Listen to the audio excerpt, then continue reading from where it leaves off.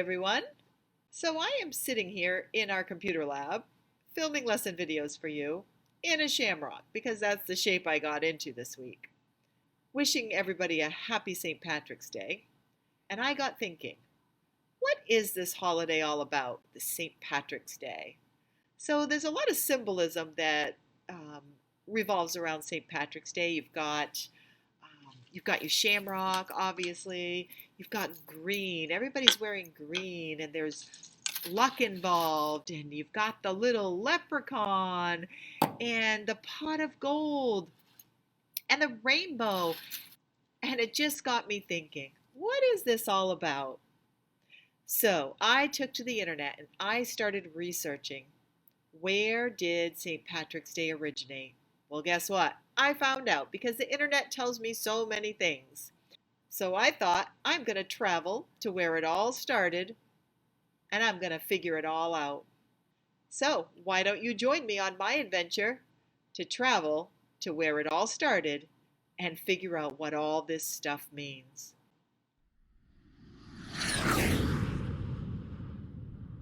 Hey everyone, I'm here in Ireland in a city called Dublin.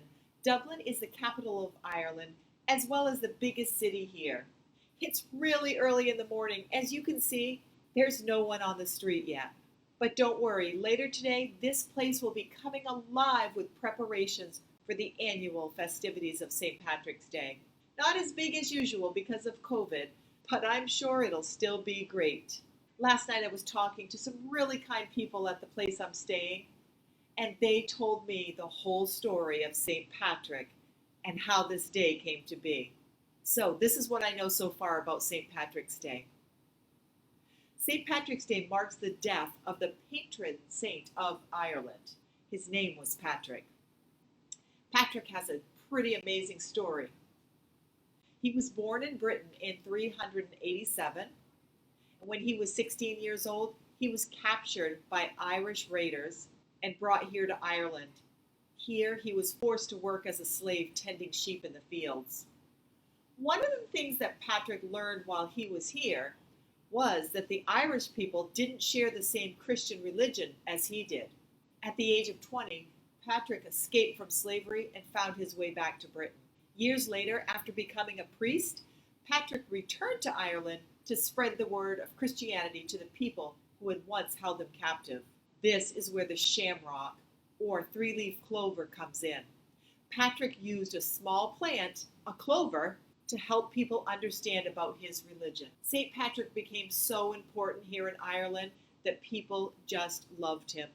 And when he died, they made him the patron saint of their country. And all these years later, the Irish still use this day to celebrate their culture and their beloved patron saint. And since many Irish people have left Ireland for other countries, their celebrations are now spread all around the world. So how is St. Patrick's Day celebrated? Well, one way is to eat a traditional Irish meal of corned beef, cabbage, potatoes, and soda bread. There are parades and street dancing and celebrations all over the world. And did you know that in the United States, the city of Chicago dyes the Chicago River green as a way to celebrate the holiday? Now that's pretty amazing and a sight I would love to see one day. Okay, now that I know a little bit more about St. Patrick and the shamrock, I'm going to go find out more about this leprechaun and the pot of gold and how this celebration of culture all ties in together. Let's go search for answers. All right, so my digging led me to this somewhat magical forest where a local told me all about leprechauns and how they tie into Irish culture and St. Patrick's Day. Look at this place. This is unbelievable. So here's what I learned. Leprechaun actually means small body, and leprechauns are magical persons or fairies from Irish folk tales.